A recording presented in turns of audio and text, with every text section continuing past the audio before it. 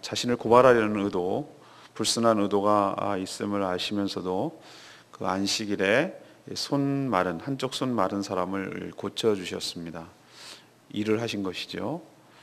안식일이라도 구덩이에 빠진 양을 끌어내는 것처럼 안식일이라도 선을 행하는 것이 옳다, 이렇게 말씀하셨습니다. 이런 얘기를 노골적으로 하는 예수님을 향해서 바리새인들은 예수님을 죽이려고 의논했습니다. 예수님은 그들을 피하셔서 계속 다니시면서 위축되지 않냐고 병을 계속 고쳐주셨습니다. 마태는 예수님이 이런 행동을 이사야 선지자의 예언을 성취하려는 것이다, 이렇게 언급하고 있습니다. 크게 드러나고 티내지는 않지만 자비와 긍휼을 끊임없이 베풀고 이방인들까지 그 은혜가 포함된다는 것을 이야기하시는 그런 내용이 되겠습니다. 오늘 우리에게 주시는 첫 번째 말씀은 19절에서 13절까지 말씀으로, 이 말씀의 목적은 생명을 살리는 데 있다는 것을 가르쳐 줍니다. 예수님은 그날이 안식일이었죠. 또 다른 회당에 들어가셨습니다. 그날은 역시 안식일이었습니다. 어제에 이어서 같은 날인데 다른 에피소드가 전개되는 것이죠. 사람들은 예수님을 고발하려는 것은 의도적으로 함정에 빠뜨리고 비난할 거리를 찾으려고 안식일에 병을 고치는 것이 옳습니까? 이렇게 물었어요. 이건 다분히 의도적이죠. 예수님은 그들의 불순한 의도를 아셨습니다. 이렇게 불순한 의도라는 게 뭐냐면, 안식일에는 일을 하면 안 되는데 병을 고치는 것도 일종의 의료 행위라고 본 것이에요. 그래서 일을 하면 안 되는데 일을 했다는 거죠. 그럼 더 어떻게 나가려고 합니까? 예수님은 우리가 지키지 못하는 율법을 지키는 이단이다, 이렇게 얘기하고 싶은 거예요.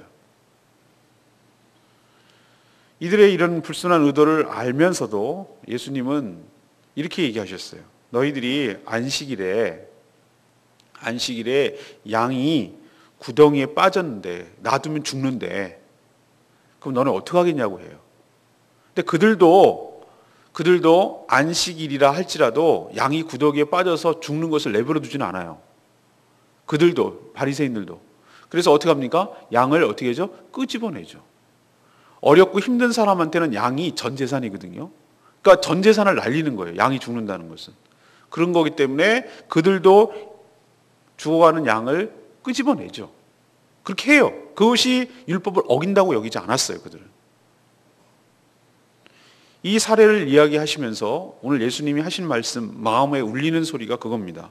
12절에 있는 말씀인데, 사람이 양보다 얼마나 더 귀하냐. 이것이 예수님이 하고 싶은 얘기예요. 사람이 양보다 얼마나 더 귀하냐. 그러므로 안식일에 선을 행하는 것이 옳으니라. 이것이 예수님의 말씀이에요. 이렇게 말씀하시고 회당 안에 있던 한쪽 손이 마른 사람, 손이 말랐다는 게 못 쓴다는 의미겠죠. 그것이 이 중풍으로, 뇌출혈로 온 것이든 뇌경색으로 온 것이든 한쪽 손을 못 쓴다는 게 그런 거잖아요. 뇌가 망가져서 손은 멀쩡하지만 말랐다는 얘기는 사용하지 못한다는 뜻이거든요. 이게 뇌출혈, 뇌경색 둘 다 올 수 있습니다. 아무튼 그것으로 인해서 고생하고 있는 이 사람, 얼마나 불편하겠어요. 그 사람을 만지시고 그 사람을 고쳐주셨어요. 그래서 그 몸이 이렇게 다른 손과 같이, 멀쩡한 손과 같이 이게 성하게 되었다. 이게 13절에 나오는 얘기입니다. 자, 예수님께서 얘기하는 건 뭡니까? 바리새인들은 율법을 주신 하나님의 의도를 몰라요. 왜 하나님께서 자신들에게 율법을 주셨는지 그건 모르고 그냥 율법을 기계적으로 지키는 데만 관심이 있어요. 율법을 지켜야 의롭다움을 얻고, 율법을 지켜야 하나님께 인정을 받고, 율법을 지켜야 구원을 얻는다고 생각을 하니까. 그게 아닌데, 구약에서 계속 흘러오는 것은 율법을 지켜서 구원을 얻는 것이 아니라 믿음으로 의롭게 되는 줄로 믿습니다. 아브라함이 뭘 지켜서 구원을 얻었어요? 의롭게 됨으로, 믿음으로 의롭다고 함을 여겼어요. 다윗이요 허물과 죄악 투성입니다. 그 사람이 위대한 왕이지만 밧세바 사건을 보면 얼마나 기가 막힙니까? 그럼에도 불구하고 그를 하나님께서 의롭다고 여기셨어요. 내 친구라고까지 얘기하셨어요. 내 마음에 합한 자라고까지 얘기하셨어요. 이걸 어떻게 설명할 겁니까? 구원은 우리의 행위에 근거하시는 것이 아니고 우리가 율법을 얼마나 철저하게 지키느냐에 우리의 의로움이 근거가 아니라 하나님을 신뢰하느냐, 하나님을 믿느냐, 하나님을 의뢰하느냐, 하나님을 의지하느냐, 그 믿음이 의로움의 근거가 되는 줄로 믿습니다. 그런데 이 바리새인들은 그렇게 여기지 않았어요. 그래서 율법도 아닌, 율법이면 차라리 낫게요, 율법도 아닌 율법을 해석하는 율법 해설집, 원전이 아니라 성경이 아니라 말씀이 아니라 말씀을 해석하는 자기들의 해석한 것. 그래서 제가 어저께도 말씀드렸습니다. 안식일을 어떻게 하는 것이 잘 지키는 겁니까? 라는 규정을 율법에, 성경에도 없어요. 모세오경에도 없어요. 없는 것들을 39가지나 제가 만들었다고 말씀했잖아요. 그 사람들은. 이거는 안식을 안 지키고 이건 안 지키고 그랬잖아요. 제가 이스라엘 갔을 때 기가 막히더라고요. 기가 막힌 일이 하나 벌어졌어요. 제가 눈으로 봤으니 제가 이거 부정하지 않죠. 그날이 딱 안식일이었어요. 차도 거의 안 다녀요. 관광객들만 다니는 거예요. 엘리베이터가 안식일 모드가 있어요. 안식일 모드. 왜냐면 안식일 날은 그냥 누르는 것도 일이라고 보는 거예요. 누르는 것도 일이에요. 누르는 것도. 그래서 안식일 날은 엘리베이터가 자동으로 다 서. 그게 누르는 게 일이니까. 그게 얼마나 눈 가리고 앙호하는 겁니까? 그걸 결국 왔다 갔다 엘리베이터 일 시키는 거네, 그걸. 자기가 안 했다. 그런 식이에요, 그런 식. 이게 얼마나, 이게 율법주의예요. 결국은 뭐 할 거 다 하면서 나는 일을 안 했노라고. 이렇게 말하는 이게 애들 장난 같기도 하고 얼마나 우리가 조금만 생각해도 어설픈데 이런 짓을 하고 있었어요. 하나님께서 율법을 주신 이유가 뭡니까? 그 말씀대로 행할 때 너희들이 생명을 살리고 생명을 더 풍성하게 하기 위한, 너희들의 행복과 안전을 보장하기 위한 그런 목적 때문에 우리에게 주신 것이죠. 우리 인간을 가만 보면은 예를 들면 교통법규를 칩시다. 교통법규는 왜 존재하는 겁니까? 우리의 생명을, 우리의 재산인 차를 보호하기 위한 것이에요. 생명을 보호하기 위한 것이에요. 왜 과속하면 안 된다고 말하는 거죠? 과속하면 사고 위험이 높아지니까. 왜 교통신호를 지키라고 하죠? 그래야 딴 사람의 생명을 보호하니까. 근데 우리는 뭐 어떻게 합니까?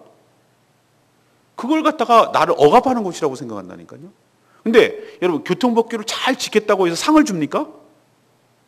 그걸 해가지고 상을 줍니까? 아니죠. 그걸 잘 지켰다고 해서 상을 받는 건 아니죠. 그렇게 잘 지킴으로 인해서 뭘 보호받는 것이죠? 내 생명을 보장받고 보호받는 게 그게 가치죠, 어떻게 보면은. 근데 이 바리새인들은 그걸 지킴으로 자기가 의롭다함을까지 얻으려고 한 거예요. 그러니까 하나님께서 왜 율법을 주셨는지 그걸 잊어버렸어요. 그리고 기계적으로 지금 적용하고 있어요. 사랑하는 여러분, 하나님께서 말씀을 주시는 목적이 무엇입니까? 생명을 살리고 그 살린 생명을 풍성하게 하려는데 말씀의 목적, 율법의 목적이 있는 줄로 믿습니다.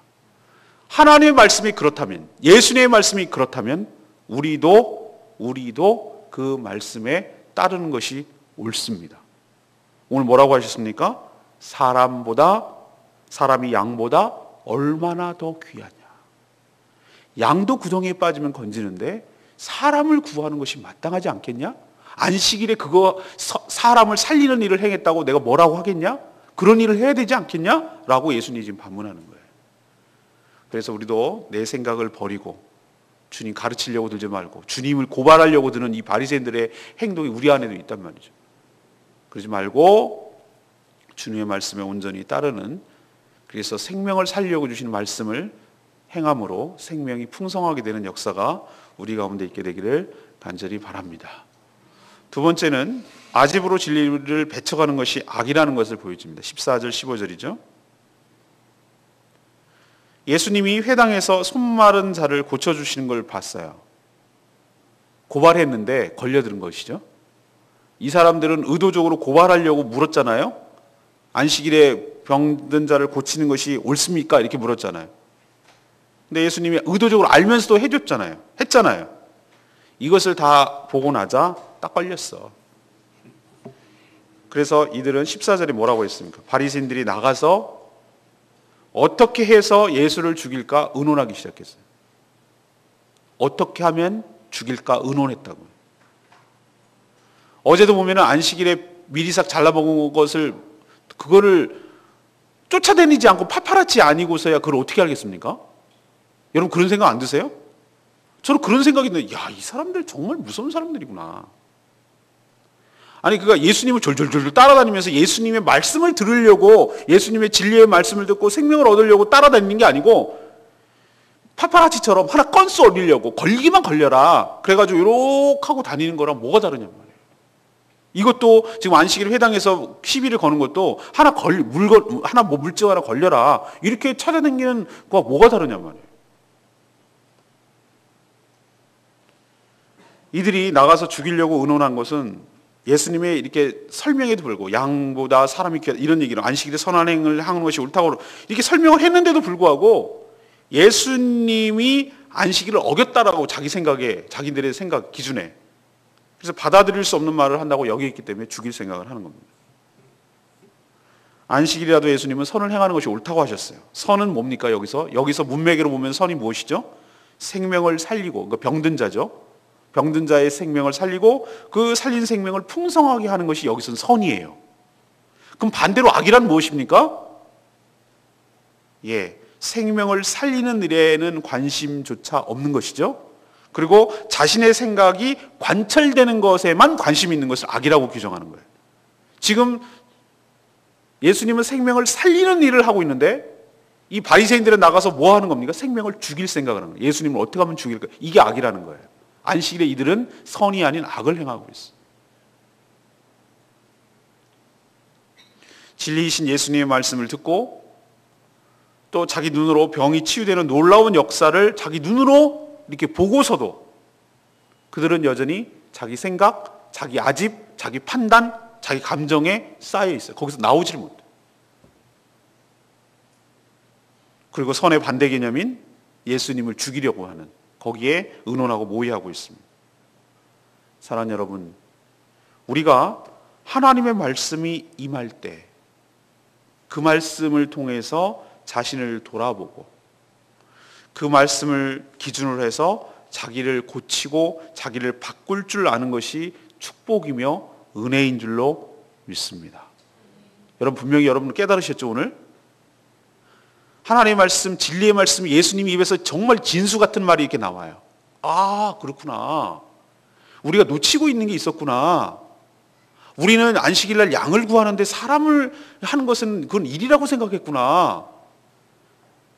예수님이 말씀하시는 새로운 해석이 정말 옳구나, 타당하구나, 그게 맞구나 라는 생각을 한 번쯤이라도 해봤어야 되는데 아니에요. 제가 틀렸다는 거예요. 우리가 생각하고 우리가 지켜오고 조상 대대로 내려왔던 이게 맞다고 얘기하는 거예요.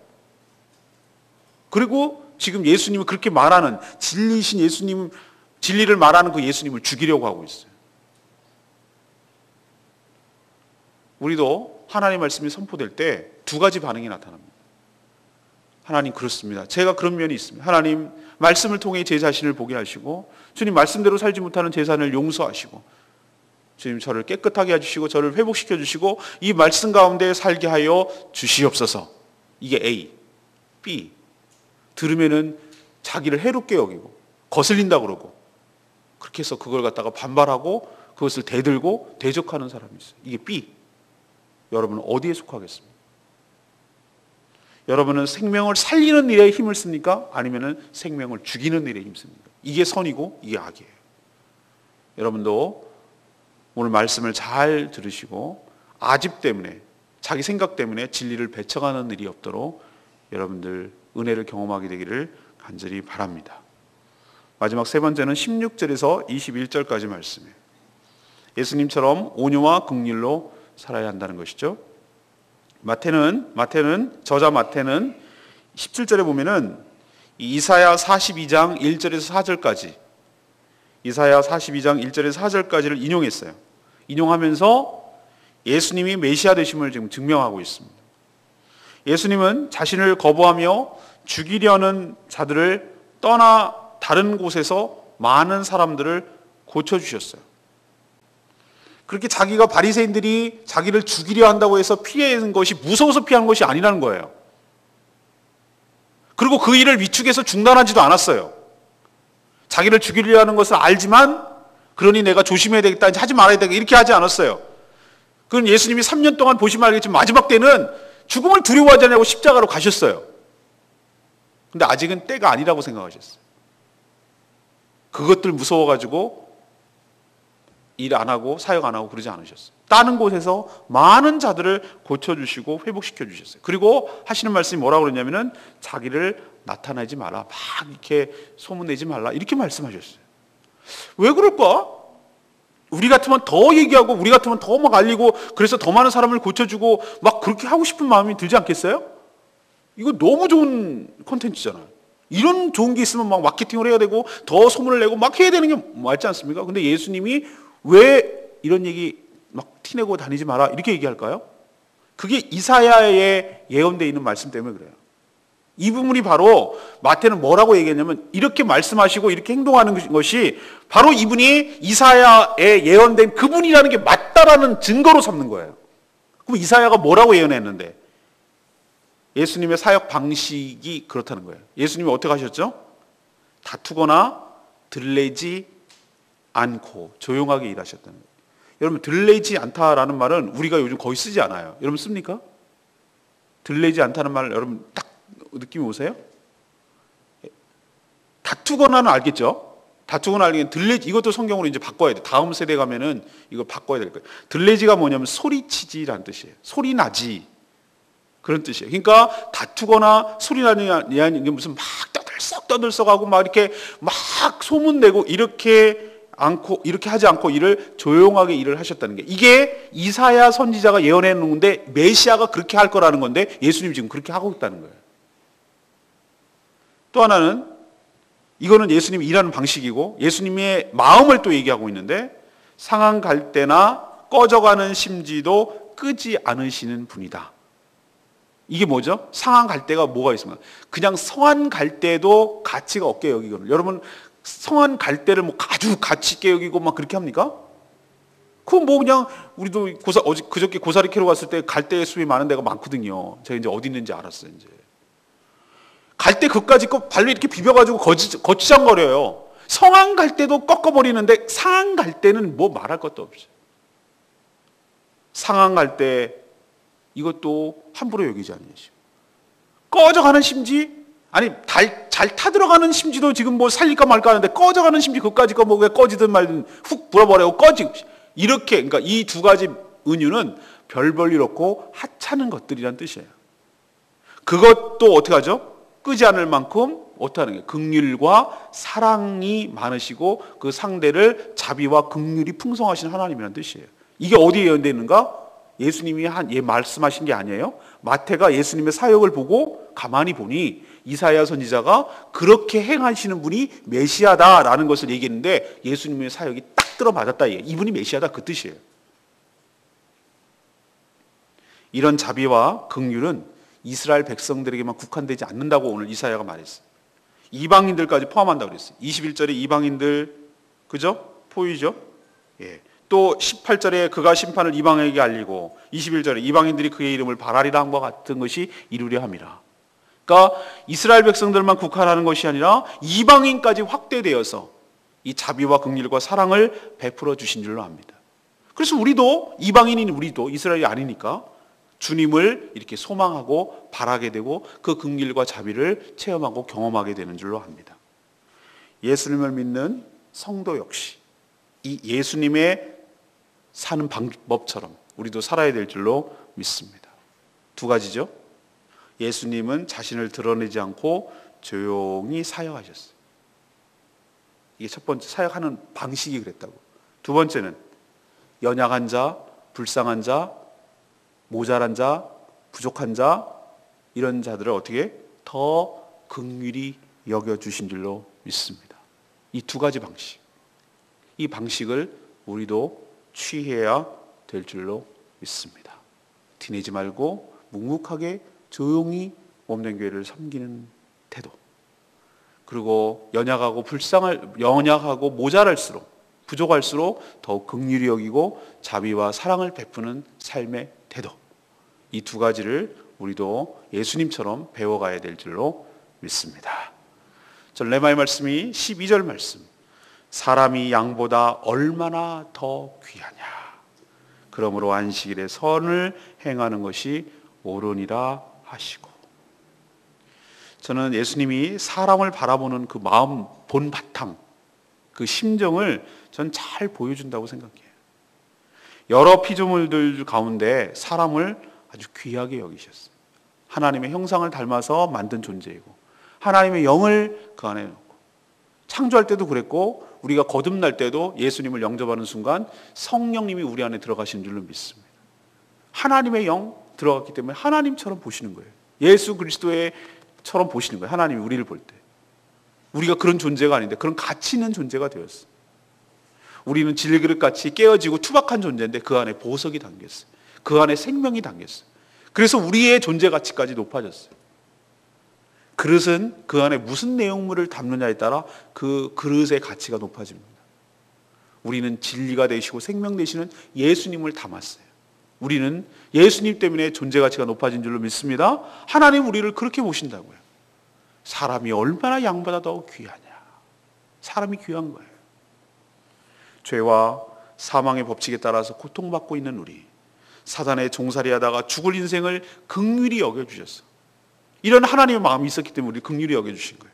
그래서 아들 예수 그리스도를 이 땅에 보내시고 우리를 대속의 죽음으로 우리를 건져주시고, 그래서 우리가 살려지는, 구덩이 속에 있었는데 구덩이 속에 빠져서 죽을 수밖에 없는, 시간만 지나면 죽을 수밖에 없는 존재인 우리를 양을 끄집어내듯이 건져주신 것처럼 우리를 죄와 사망과 사탄 죽음에서 우리를 주님께서 끄집어내어 주신 줄로 믿습니다.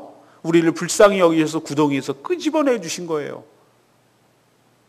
안식일날 회당에서 손 마른 사람을 고쳐주신 것이 바로 그런 의미예요. 하나를 보여준 거예요. 그 샘플이에요. 그런 것처럼 우리가 이쪽이 다치고 이쪽이 부족하고 이쪽이 망가지고 이렇게 엉망진창으로 살아가는 우리 인생을 찾아오셔서 고쳐주시고 회복해 주시고 건져주시고, 사람이 양보다 얼마나 더 귀하냐. 안식일에 선을 행하는 것이 옳으니라. 이렇게 말씀하시면서 우리에게 고쳐주신 것처럼 우리도 다른 사람을 바라볼 때 어떻게 됩니까? 이런 따뜻한 마음이 있어야 될 것이고, 마음만 있는 것이 아니라 그 사람을 어떻게 됩니까? 선을 행하는. 선이란 여기서 무엇이죠? 뭐 도와주는 개념이 아니라 생명을 살리고 그 생명을 더욱 풍성하게 하는 일에 행하는 것이 안식일이 되었던 평일이 되었던 무슨 날이 되었건 그건 아무 의미가 없고, 그것이 어느 장소건 어느 때이건 아무 상관이 없고, 그것이 주님의 마음이자 주님을 닮아가고 주님의 제자로 살아가는 우리 성도의 마음이어야 할 줄로 믿습니다. 이것이 예수님의 제자의 삶이에요. 오늘 세 가지 말씀드렸습니다. 말씀의 목적은 무엇에 있습니까? 생명을 살리고 생명을 풍성하게 하는 데 있는 줄로 압니다. 예수님 안식일날 선을 행한 것처럼 우리도 선을 행해야 될 줄로 믿습니다. 사람을 귀하게 여겨야 될 줄로 믿습니다. 두 번째는 뭡니까? 이 바리새인들처럼 진리가 선포됐을 때 자기 고집으로 눈이 가려져서 배척하면 안 돼요. 이들은 생명을 살리는 것이 아니라 예수님을 죽이려고 모의했다는 거 여러분 착안하셔야 돼요. 이게 악이에요. 생명을 살리고 생명을 풍성하게 하는 일에 이게 반대점에 있으면 이게 악이에요. 여러분도 어디에 설 것인가 잘 생각하시고, 깎아내리고 흠집내고 죽이고 하면 내가 악이에요. 그러나 생명을 살리고 풍성하게 하는 일에 우리가 주님처럼 같이 간다면 선이에요. 자기 눈이 가리워져서 말씀이 선포됐는데도 그것이 약인 줄로 모르고 귀한 줄로 모르고 그것을 거북히 여기고 그것을 거절하는 이런 어리석음에 빠지지 말고 말씀으로 풍성하게 되는 여러분 되기를 바랍니다. 세 번째는 뭡니까? 예수님처럼 살라고요. 예수님 어떻게 하셨는데요? 온유함과 긍휼로 사역하셨어요. 티내고 드러내고 막 소문내지 않았어요. 조용조용하게 일을 하되 사람을 긍휼히 여기시고 불쌍히 여겼어요. 꺼져가는 심지를 끄지 아니하시고 상황할 때를 꺾지 아니하시고 그렇게 일을 행하신 것처럼 우리도 막 소문내고 막 요란하게 하지는 않되 조용조용하게 섬기되 다른 사람들을 긍휼히 여기는 마음으로 우리가 살아갈 때 하나님의 예수 그리스도를 닮아가는 예수님의 제자가 되고 그것이 하나님이 기뻐하시는 방식이라는 것 여러분 기억하시기를 바랍니다. 오늘 말씀 붙들고 승리하시는 여러분 되시길 바랍니다. 기도하기 전에 우리 95장 부르고 기도하겠습니다.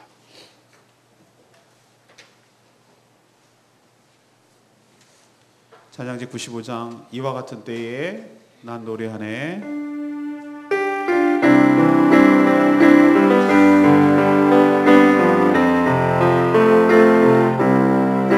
이와 같은 때에 난 노래하네. 사랑을 노래하네. 주님께 이와 같은 때에 손 높이 드네. 손 높이 드네.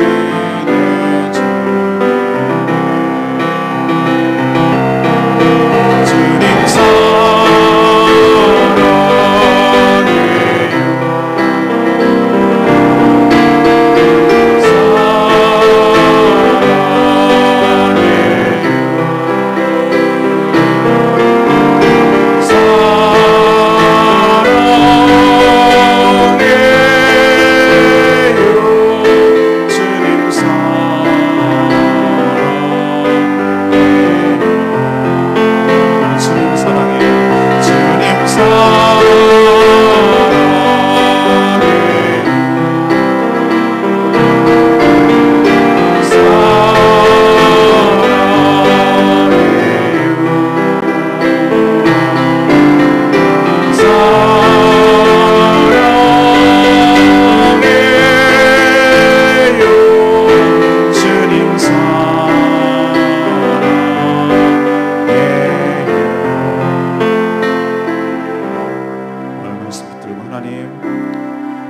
제가 어디에 서 있습니까? 생명을 살리는 데 서 있습니까? 생명을 죽이는 데 서 있습니까? 저는 어떤 방식으로 일을 합니까? 상황할 때를 뽑지 않은 주님의 마음이 있습니까? 사람을 무엇보다도 귀하게 여기는 마음이 있습니까? 주님, 저의 마음을 살펴보시고 보게 하시고 말씀대로 살아가는 저희들 되게 하여 주시옵소서. 다 같이 주여 외치며 나가며 기도합니다. 주여, 주님